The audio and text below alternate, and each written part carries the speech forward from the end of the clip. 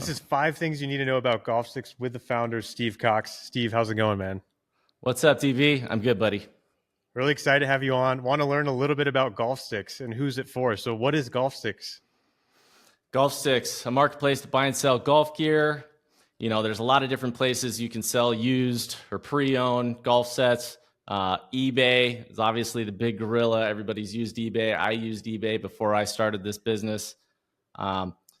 Golf WRX, Facebook Marketplace. It's like, those are all great, but guess what? There's fraud out there. There's transactions that go sideways. So as I've seen in other marketplaces, in other industries with authentication services, we rolled out our Golfstix Verified service, which is unique in the space, which is a video recorded package inspection. It's optional at checkout.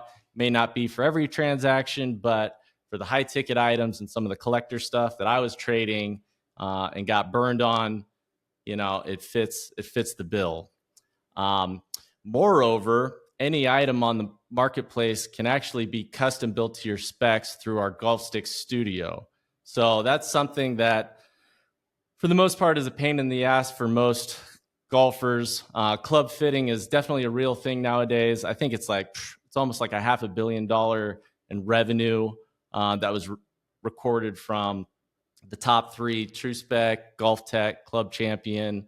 And so those club fitters, those organizations only build your clubs if they're brand new from the OEM. And so nothing exists where I can buy a quality set, pre-owned golf clubs, and actually have them built to me in one seamless transaction.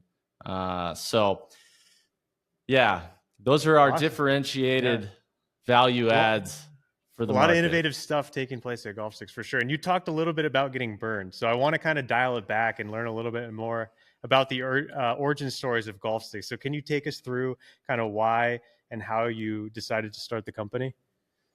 Yeah, absolutely. So a couple different marketplaces. I was flipping clubs, and I'm a big time, Scotty Cameron collector. Those are boutique items, and it's just ridiculous the amount of money people pay for putters and head covers, several $100s. And so once upon a time, I bought something off Mercari, and there was a box of a dozen Scotty head covers. And then they came to me, and I was reading a Golf WRX thread, and someone mentioned dhgate.com and how there's counterfeit clubs that you can buy through. I was like, wow, okay. And then coincidentally, that box contained, once again, every one of those head covers I saw on dhgate.com. It's just crazy. So I was new to it. And yeah, fortunately, the seller had agreed to refund my money, but that's not always the case. Yeah, so that was the first one. A few others, eBay, buyer fraud. So actually on the other side of the coin, people buy something from you and then they end up filing a fraudulent return claim. And so 99.9% of the time, PayPal sides with the seller, and it's just not right. You send your item and they're like a ghost account with zero feedback, but you're like, sweet, I got a sale. And then you send it, and they say, hey, this wasn't what was represented in the listing. And they send you back a tennis racket. And then because the tracking checks out, because the tracking checks out, there you go. Here's your money back, seller and or buyer, and the seller's left holding the bag. So it's a scam. There's several out there.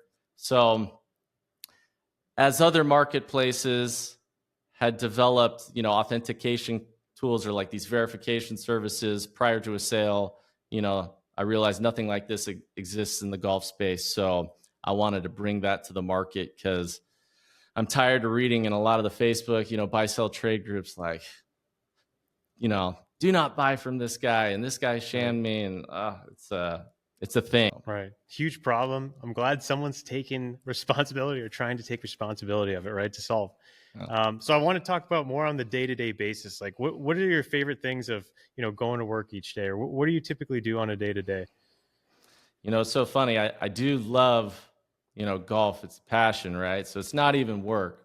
And, I wake up, I go right to Slack. I'm working with my lead dev. I'm like so passionate about developing product, big product guy. So, um, kind of like a contractor that builds, a home or a building, and then you see the finished product at the end of the day. It's tangible. It's like so cool. It's such a rewarding experience. So, software's no different.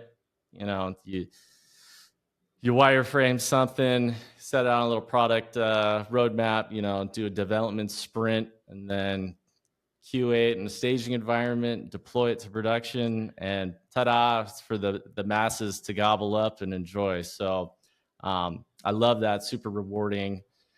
And then not to mention probably the best thing is, developing those personal relationships with all my partners. It's a startup. It's a new growing company. It's not like we're all working for the man, which is like a whole different ball game. So getting to know each and every one of the few guys on our tight team has been an awesome experience, and seeing everyone's personal growth in our journey has been amazing. Love it. All right, Steve. Yeah. So you talked about Golfstix Studio and Golfstix Verified, but what's your actual favorite feature of the platform? It's probably our most recent rollout, which is our X-channel integration, or our cross-channel inventory management integration with eBay. And so this is something that I've been wanting to do almost since day one. There's so many power sellers on eBay out there, and they've spent so much time, shooting photos, writing product descriptions, selling on eBay, except, now it's about 15% rip on eBay, their final sale fee. And so I'm like, man, there's other cross-channel inventory management tools that exist for, Amazon sellers and Shopify and other marketplace platforms, Etsy. And so we developed our own. And so super pumped to know that someone can just a few clicks sync their whole inventory from eBay with Golfstix, and know that they'll be saving some money when it sells on Golfstix. And everything's synced in real time, so any product revisions or price changes get automatically updated. And when something sells on either site, it automatically gets unpublished. So it's going to save a lot of time. And, as we scale our marketplace, look forward to those early power seller adopters, those early adopters, to really save some good money and not have to do a lot. They don't have to do anything different than what they're doing already on eBay anyways. So love that. Very stoked about that one. Yeah, I love that. But on a more personal note, Steve, and this is kind of where I want to end things off, learn a little bit more about you, right? I know you're a total gearhead, right? You're a collector. You've been a collector for years. Your quiver is incredible. I mean, some of the most rare putters I've ever seen in my life, right? So sure. Just wanting to learn a little bit more about, you and what you've collected over the years. So are there any favorite items that kind of stick out to you in your mind? It's so funny because collecting golf, there's so many different like spokes in that wheel. Golf collectors, there's memorabilia guys. There's a lot of guys that do like the seasonal auction house thing for trophies. It's like, okay, it's spending hundreds of thousands of dollars. Gary Player just had some trophy and sell. It's like, okay, not my lane. Right. Tons of putter collectors, the tour putters, the Scotty Cameron, the CT game. That's infectious. And I can't believe how, in COVID, Scotty, that whole market just boomed. So I've collected a lot of stuff. And then, Persimmon and Hickory, Dave Wood Brothers. I've been lucky enough to acquire a few of those pieces, which are awesome. I feel very connected to like the history of the game, the heritage. Classic club collecting is one thing. And if you ask any classic club collector, like, what's the holy grail, right?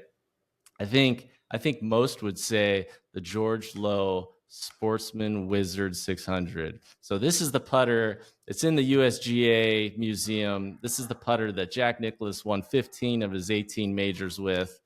And it's there's very few out there. And so I was fortunate enough to acquire one from a former PGA pro and a collector himself, R.H. Sykes. He's probably the best golfer from Arkansas, not named John Daly. And then it was like, okay, once upon a time, in the 90s or whatever, this club's, $25,000 piece, and he was, he had, just passed in the recent years, but he was debilitating. And I was like, all right, I made him a very fair offer. I was lucky enough to acquire this club. So I love this club. And what's crazy is someone reached out to me. A few people have reached out to me over the years about, hey, George Lowe Sportsman. It's like, man, I don't think that's real. That was actually one of the first counterfeit clubs, which was surprising in the 80s that someone manufactured on the East Coast these Sportsman putters. And so this guy's like contacted me from Singapore, and he's like, hey, I've got this George Lowe and a Bristol. And I was like, oh, wow. Okay. You're not selling that from your couch in Singapore. Let me take a look at it and see if it is in fact, the real deal. And sure enough, it's probably the finest. Actually, I have it here. It's probably the finest example of this putter, and I don't think this is even gonna resolve here. Yeah, tough to see. But George Lowe had sanded these faces to make sure, they're flat or whatever. And my R.H. Sykes example, you could see some of the milling marks on the top of the toe. And this one's just outstanding condition. And so I made him a 5-figure offer, and he was stoked to get it. The craziest part about this is he acquired this for I think it was 300 baht. Wow. Which in US terms, how much is that? Yeah. It's like $12 or something. Right. And so this guy was he imports a bunch of gear from China, like cheap used clubs, and he bags them up, and that's what he does for a living. And then this was in there. So I've seen other creators saying, the Holy Grail, this is like the most amazing find. But in my heart of hearts, I know that this was the most amazing find. There's some Goodwill guys that go, picking, as they call it, golf club picking. They'll go to places like garage sale. Hey, look, I found this amazing find. It's like, okay, cool. You got a Scotty. That's amazing. But to find a piece like that, and you have the opportunity to acquire it, so yeah, that, I have 2 Grail pieces in my collection amongst all the other stuff that, is probably more modern collectible stuff. Yeah. All right, Steve, super stoked. I really appreciate your time. Thanks for coming on and sharing insights into your background and, Golfstix and where Golfstix is going. So just want to give you the floor. Any closing thoughts and where can people find you? Yeah, golfstix.com. Please send us a message. It always trickles up. And at golfstix.com, that's our socials. I'd love to hear from you. That's how we learn. That's how we grow. We spent a tremendous amount of time and energy in building this marketplace to help solve, a terrible problem in golf, counterfeit clubs, but just smoothing, third-party transactions, that whole user experience, smoothing that out. I mean, that's our mission. So, yeah, Golfstix, buy and sell with confidence, and I'll leave it at that. Love it. Thank you, Steve. Talk soon. All right, DV. See ya.